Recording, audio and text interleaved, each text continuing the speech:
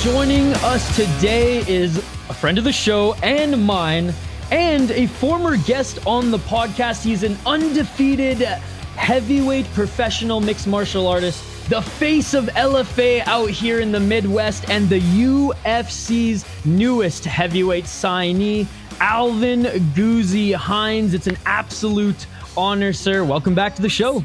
Yes, sir. Thank you. Oh, man. So a lot has happened since the last time we spoke on the show over a year ago, GOOZIE. First and foremost, congratulations on signing with the Ultimate Fighting Championship, my friend. Like, where were you when you first heard the news? And how much were you expecting to be one of the UFC's like next heavyweight prospect call-ups? Man, we were driving. I think, it was just me and the woman were driving, and I got the call.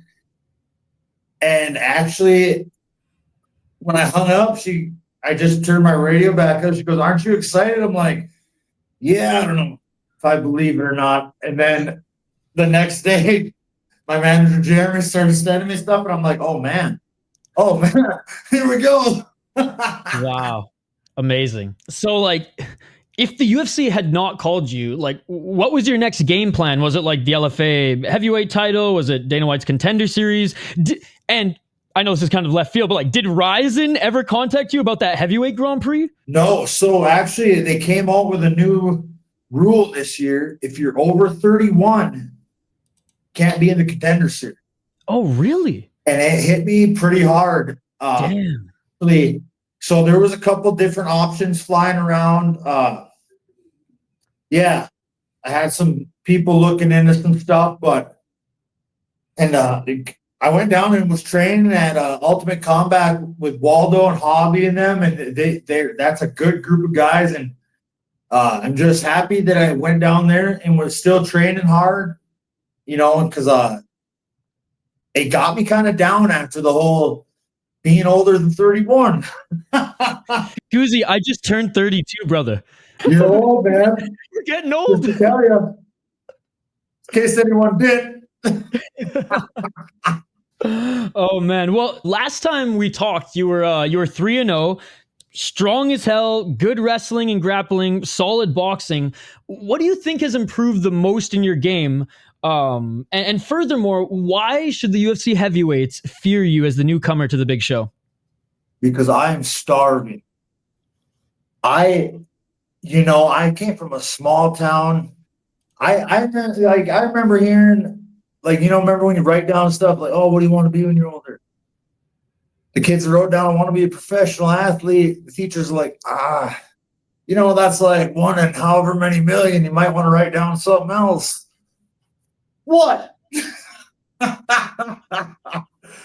they gotta, I know a lot of guys came from nothing, but I feel like I'm different. And I ain't the best at I didn't go to college wrestling. I didn't start striking when I was 6. I'm not a black belt in jiu-jitsu, but I am above average in all those.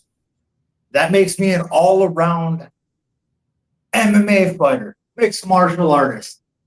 And I'm hungry on top of that. You will have to kill me to get me out of that ring. That's what they got to worry about. Man, I love it. What a fucking answer. So you're replacing Justin Tafa on relatively short notice. I guess you kind of already answered the question, because I was going to say, do you generally stay in fighting shape out of camp just because you're hungry for that opportunity? They told me, after the whole I'm ancient stuff, to stay ready for a short notice fight. Okay. So that's what happened. I was training my butt off down there. There was a handful of gyms that I stopped at out in Arizona, Average Joe's Combat Club. And then I was mostly at Ultimate Combat with Hobby and his team, and between them guys and obviously the basement boys at home, they always just take care of me, man, and I can't thank them enough. And that's why I was in shape, and I'm in shape now, and he is better be ready. Well, speaking of him, I heard your opponent, Jhonata Diniz, turned down actually a fight with your training partner and teammate, Thomas Petersen, who just came off a tremendous one-way traffic victory win. I know you and I were talking about on Instagram a little bit in the UFC. And I heard it's because he didn't want to face a wrestler. Little does he know, you not only can strike, but your grappling game, I would say anyways, is your base, right? Everything kind of stemmed from your strength on the ground. So are you excited for this matchup, knowing that, like, with all due respect, Diniz's clear weakness has been his ability to stuff takedowns and get back up to his feet? Bro, would you want to go wrestle Tommy? I don't even like wrestling Tommy, but yeah, you're right. Tommy would flatten me like a pancake, dude. Yeah, I mean, like I said, I'm getting more and more rounded every day. But yeah, I want to drag him into some deep water with that grappling, man. He's gonna, every time he picks up a pen to sign a contract, he's gonna be like, ooh, dang. I love it. So before he actually came to the UFC, I personally think that he's faced far less competition on the regional scene coming up after his kickboxing career, right? Like in mixed martial arts, because obviously his glowing kickboxing resume is very impressive. But Goozie, like, you have really faced more talented opponents on your rise in your development. And for some people who maybe just look at the numbers on Tapology, it may not seem that way, but like, click the fighters, see what they've done after facing you, see what they've done before facing you. I mean, you've even faced some talented and even UFC scouted heavyweight kickboxers in Philip Latu in one of your early fights, right? He was on Contender Series and he actually almost won against that New Zealand kickboxer before he took him out in the second round. So long or the short of it, how much do you lean on like a similar game plan to a likes of Philip Latu against a kickboxer, especially in a short notice call-up? You know, I can't even tell you how much the coaches and stuff I've had have improved me since then. And I didn't even know Philip when I faced him. I didn't realize I was getting thrown. Right into the fire, right? Former kickboxer, UFC prospect. Yeah, I was getting thrown to a dog like that. But how much I've improved since then? The game plan is only going to be better. He's going to be overwhelmed. So looking forward to it, baby. Hell yeah. So Goozie, I know your life is about to change and things are crazy right now, but explain just at this point, and I'd love to follow up with you after the fight too, to further dive into this question, but explain how different it is getting like just ready, cleared, prepared for a UFC fight versus the regional level and a respectable regional promotion in LFA. The medicals. Yeah. Bro. They might as well just dissect me. I don't know. Oh man, I just thought when I got them all in, like everything's kosher, but I'm gonna have to say that was probably the hardest part. I've been telling people between that and sitting in the back of that locker room and maybe the walkout. Once I get in there and the bolt drops, this same old routine then. Yeah. Everything before that's the stressful part. Yeah, but Goozie, and I'm going to press a little bit here. This ain't the UFC Apex, brother. You're on a pay-per-view card. So you're telling me it's going to be loud. It's hard to be louder than my fans, man. You know what? I sit with your fans at LFA, so I know.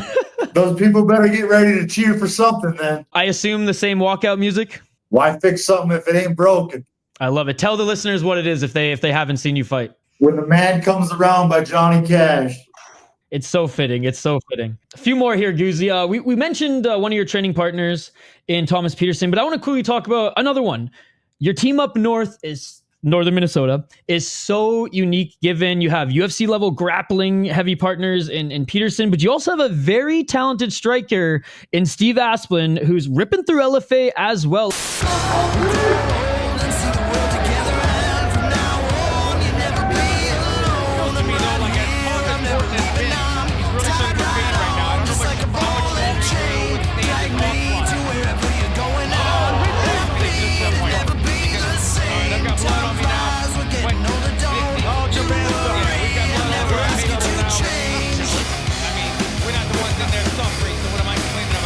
Don't ever change.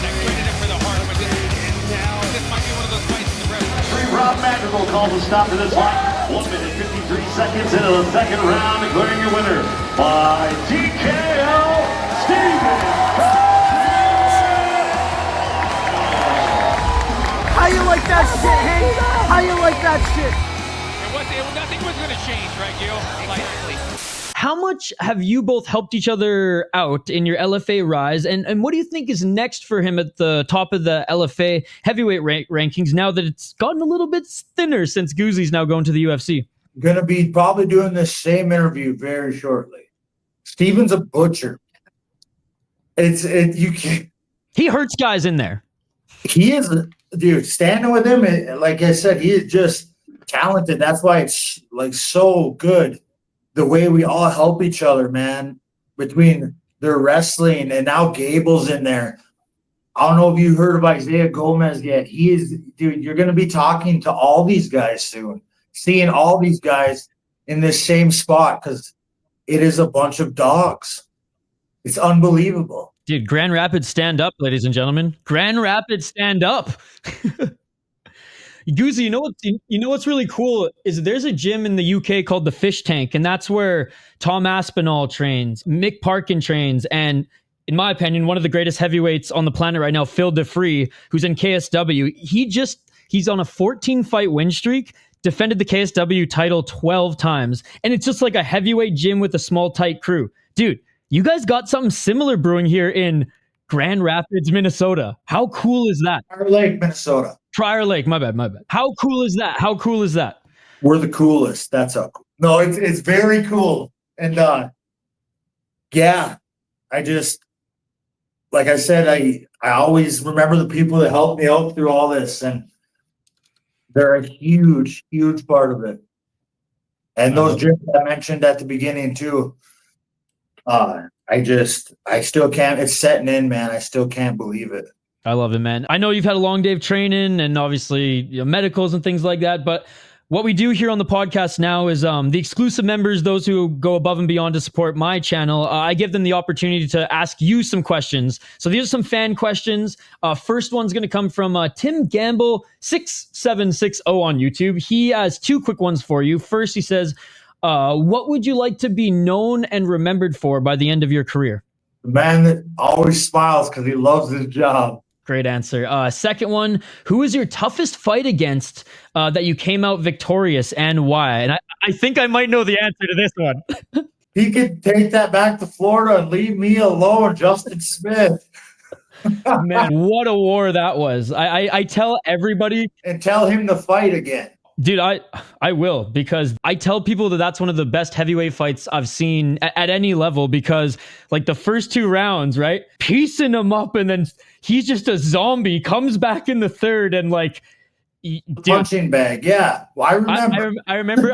Hell yeah.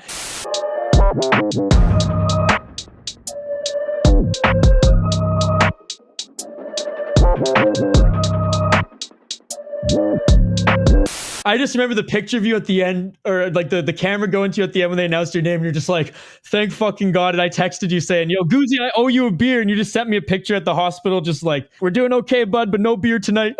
That was a long one, man. And like I said, he is I wouldn't jump in line to fight that guy again, but I suppose he wouldn't jump in line to fight me either.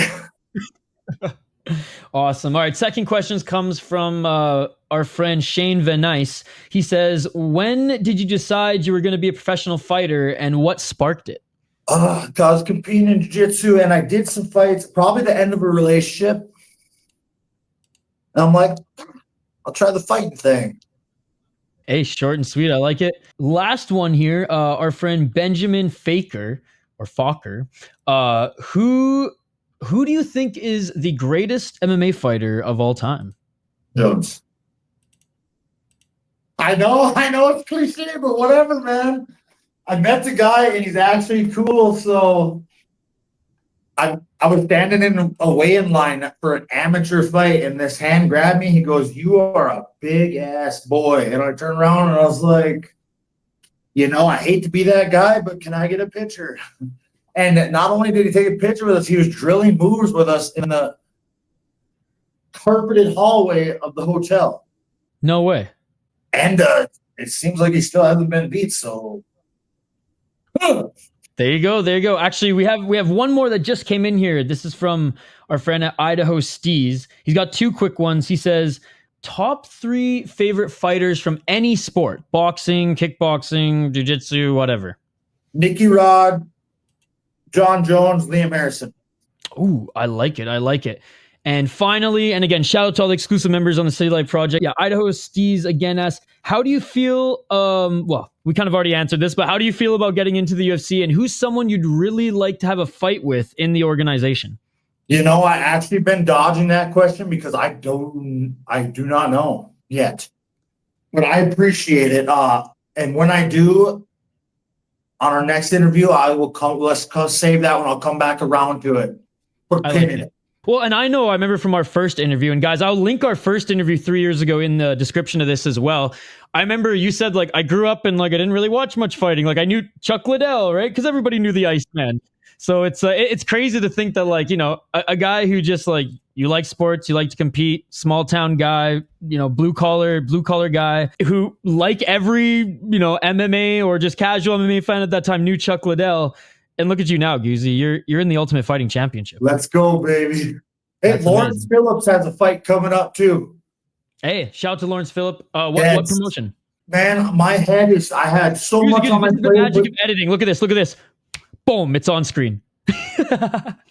He has a fight coming up. You guys tune in for that too. Goozie, I can't express how proud I am and how this opportunity could not have been given to a better person, sir. You're a man of the people, like I said, small town working class, and I want to say thank you for going to war for our entertainment, time in and time again. Utmost respect. Before we let you go, where can the fans find you on social? And please shout out your merch store so I can link it in the comments as well.